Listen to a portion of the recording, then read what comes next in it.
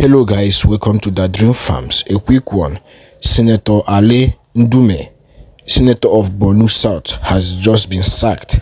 But before I play the video for you guys to hear from the horse's mouth, because he granted this interview after he was sacked, I want to first of all say this. This is the senator that has been criticizing Tinubu publicly, that his regime is a failed regime, and his regime is full of cryptocrats and so on.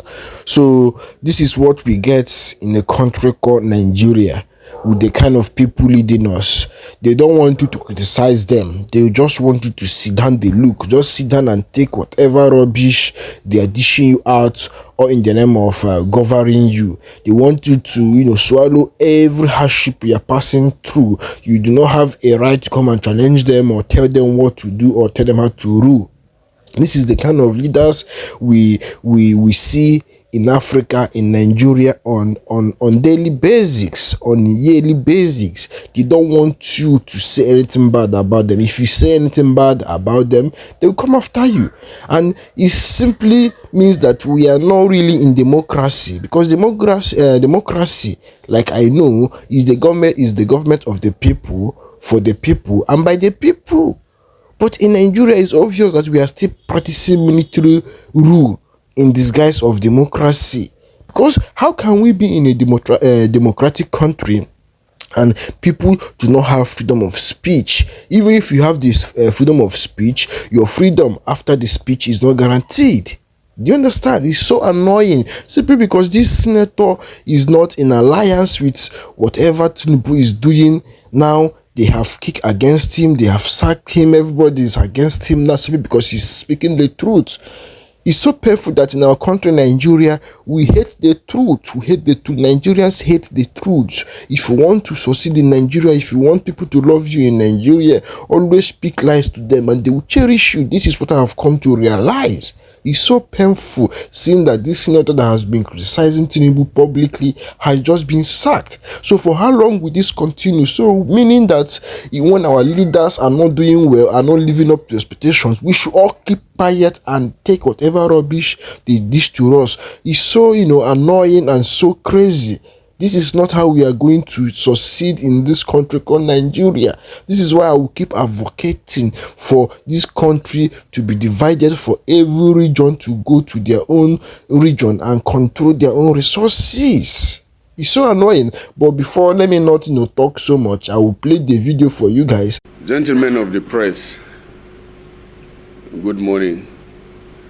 In reaction to what has happened to me, I reviewed several times, from beginning to the end, the interview I granted. I also shared the interview I granted to friends, elders, leaders in this country to review and get back to me to tell me whether I have said anything that is not true or that is wrong in that interview. And unanimously, the people I shared with, and my conviction too, tells me that I did not do anything wrong. I did not say anything wrong. And therefore, I want to state that I stand by all my statements in the interview I granted.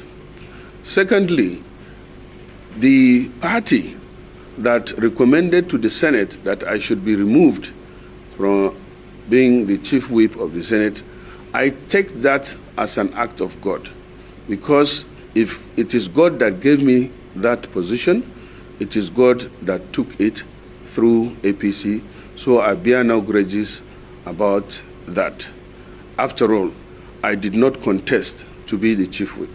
I did not contest to be the vice chairman of appropriation committee. I contested to be the one of the senators of the Federal Republic of Nigeria. And Alhamdulillah, God granted me that victory. And I'm happy with God, what God has given to me. This morning I shared with you, I am an ardent follower, historical follower of a former famous American President Theodore Roosevelt. I want you to state, or the the quote that I say, but briefly, it says it is unpatriotic to stand by the president in whatever he does. It is patriotic to speak the truth to not only the president, but anybody for that matter. It is unpatriotic not to speak the truth to power or to anybody, and I still stand by that. In doing so, it is also known that in Hausa, let me put it in Hausa, that Allah yana tare da mai gaskiya, that God is always with the person that speaks the truth. So I know that I'm not wrong, the people are not wrong by speaking the truth and standing by the truth. And I pray that the president, who now I expect the message that I've gotten to him, to look at what I have said and take appropriate measures to eliminate the sufferings of the people. People are suffering. People are suffering. People are angry. People are not happy. I'm happy that yesterday the president agreed with NLC to increase the salary to 70,000 naira, which is a good move. But it takes more than that, because realistically, that is like a bag of rice, a money that will maybe buy a bag of rice or cover the cost of bag of rice. So I encourage, or I call on to the president to still open up and listen to the people. The president, I knew, had infiltrated access to people. If you go to Borderland, as I said, you will see, you will know from far whether he's there or not. If you go to Lagos House in Abuja, if he's in Abuja, on turning, you will know whether the president is there or not.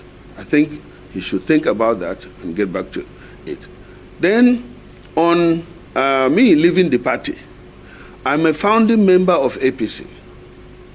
In fact, I can say I was in APC before the national chairman, because I'm a member of the NPDP that formed the APC, joined the coalition that formed the APC.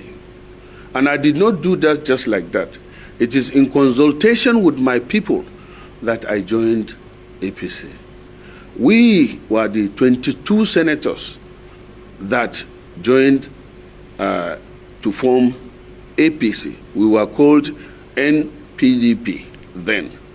And if you check history and look at the list of the senators, my name is number 21 out of 22. That was because I initially did not want to join APC because of some people that are in the coalition. But I use this word, ordered by Buhari and current President Tinubu to sign